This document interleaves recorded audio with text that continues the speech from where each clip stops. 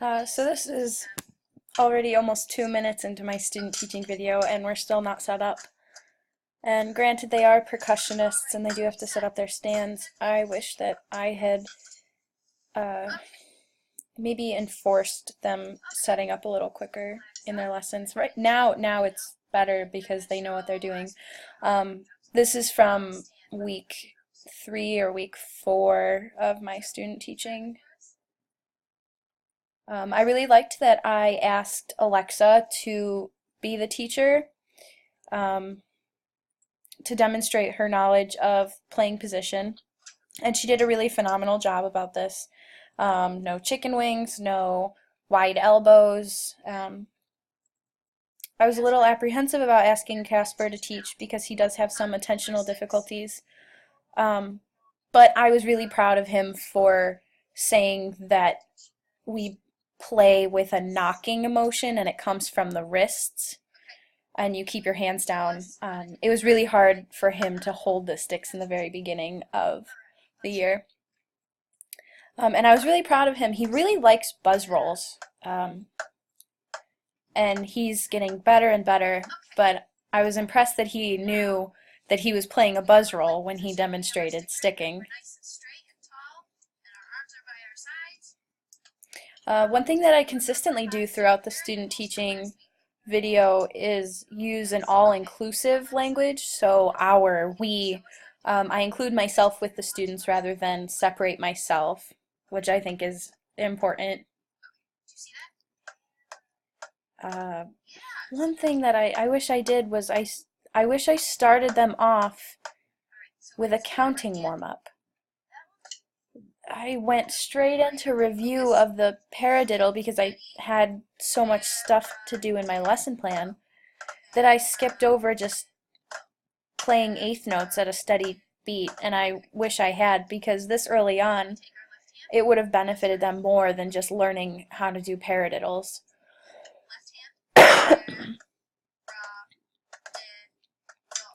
My percussion lesson is one of my more difficult lessons because Alexa is so much more advanced than Casper is, and it's hard to keep them both focused and engaged. And throughout this particular video, I can see Alexa kind of, like, right now she's kind of on her own, and I don't know, it sounds like, or it looks like she's not as interested because I have to work with Casper so intensively.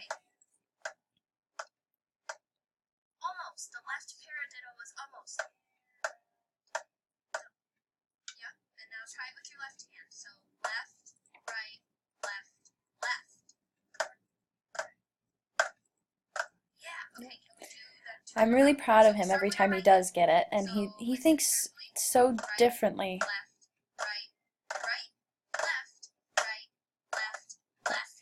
Yeah, and I was really happy that he was able to get that.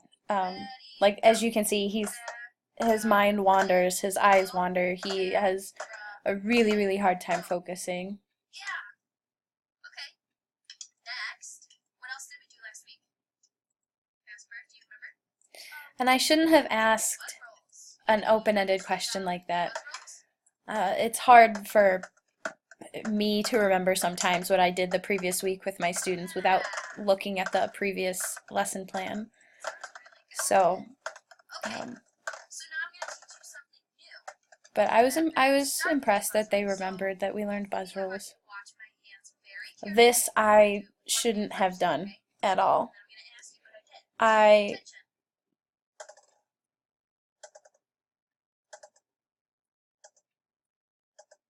was trying to teach them how to do double strokes, which is an extremely advanced concept, and I remember being a freshman in college and not being able to do that in my percussion class until the middle of the semester.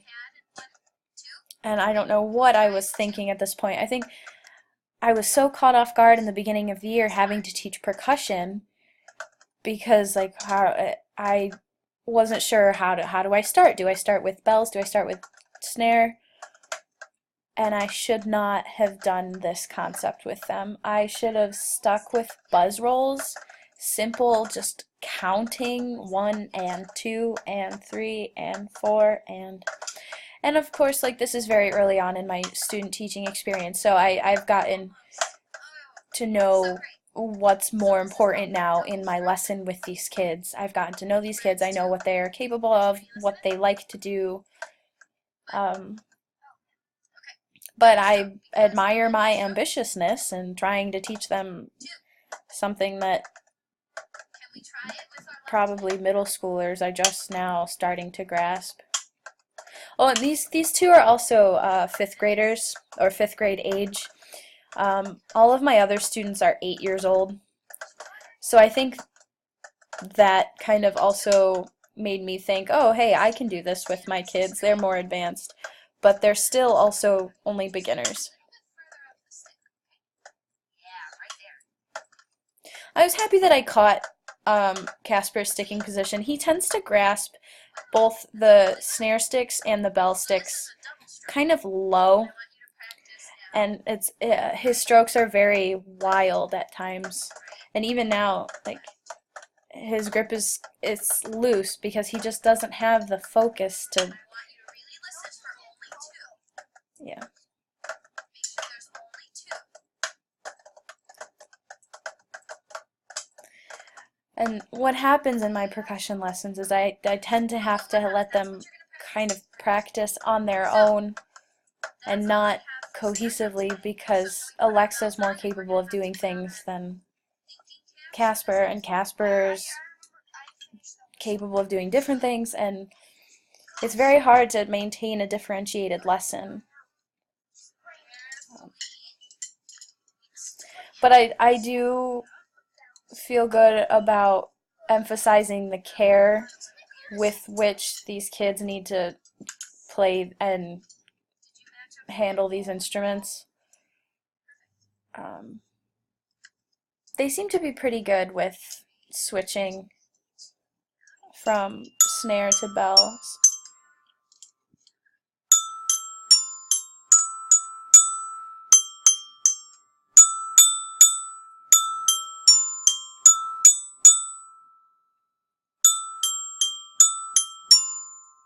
High five for that. You're fantastic. Yeah, I thought it's. I think that sometimes my mannerisms as a student teacher slip back into a I want to also help you as a friend, or or I want to seem to be a cool teacher with these kids, which I do have to give Casper praise. It's extremely difficult for him to like have the attention span to play an instrument, but he's progressed so much more, and I'm so proud.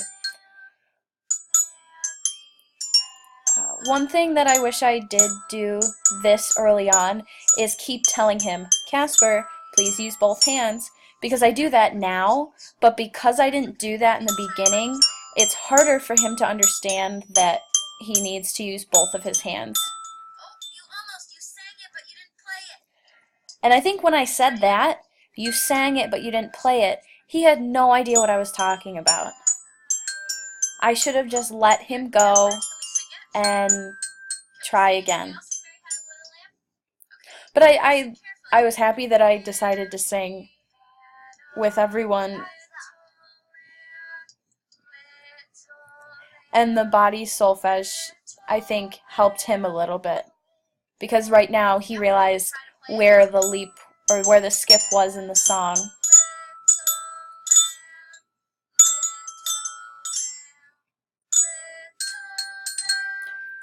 It's I remember it taking 3 weeks for him to learn this song, and it was so frustrating. That sounds so much better than last week. Okay. So I was really happy that we were able to do this. Casper, can we focus? Okay. Casper. All right. What did I just put in front of you?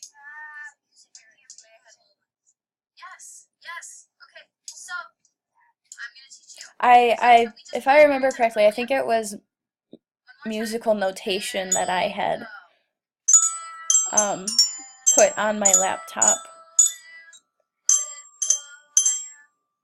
And so, yeah, we learned Mary Had a Little Lamb by rote. And I wish that I had talked to other junior student teachers before I did this lesson, because I was attempting a rote to note lesson, but I skipped over symbolic notation with these kids, or iconic notation. I went straight to symbolic, and I think that if I had used iconic, it would have helped. And as you can see, they're not even looking at the screen, they're just looking at their bells. So it's very hard for them to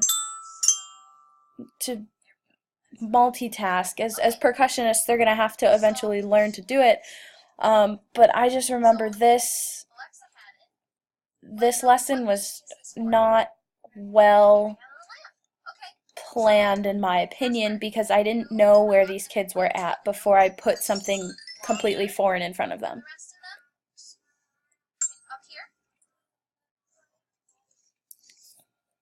And I've been trying, like, I know that I'm consciously trying to keep Casper engaged by asking him questions, by having him do things, but I'm also not allowing Alexa to be engaged and as involved. And I think that I really need to um, get her into the activities just as much as Casper.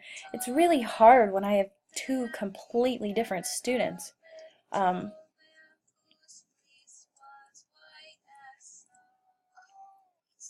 but I think that um, it was after this lesson that I had talked to one of my housemates who's also a junior student teacher, and she had shown me a Google Doc that she had made of iconic notation for hot cross buns for her clarinet players. And I just totally forgot that iconic notation was a thing, and I wish that I could have done this lesson over again, teaching iconic notation first and then transitioning into symbolic notation, because I think the vital step, they had to make a gigantic leap, and there's not as steady or sturdy of a connection in their minds as it could be if they had used iconic notation. I think I had like a good intention behind it, and they were pretty good about, oh, which notes last longer than the other ones, which notes go by faster. Um, I was actually impressed that Casper could find those notes.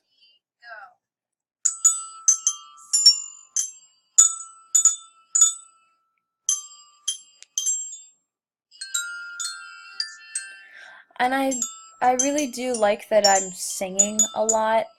I remember being very nervous to sing in front of others, but I've used singing so often in my lessons because it just helps. Like Casper sings along with me, and he sings along with his playing almost every single time, and it helps him to have it in his ear.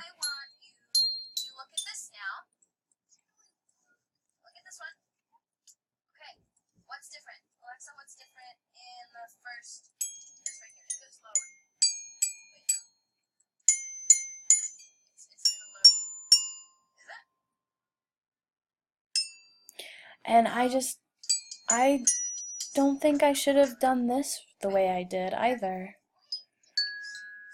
I skipped over. I was so nervous about not getting through my lesson plan that I just skipped to the next new thing, whereas my students did not have the symbolic notation down for Mary Had a Little Lamb. And I was really, like, in hindsight, now that I'm watching this, it's not healthy for them to have to do something new like this so quickly. Their minds are a little more advanced than my 8-year-olds, but they're nowhere near the capacity in which I've expected of them. So I think overall I have good intentions, but this particular execution was just very poor on my part. So for next time.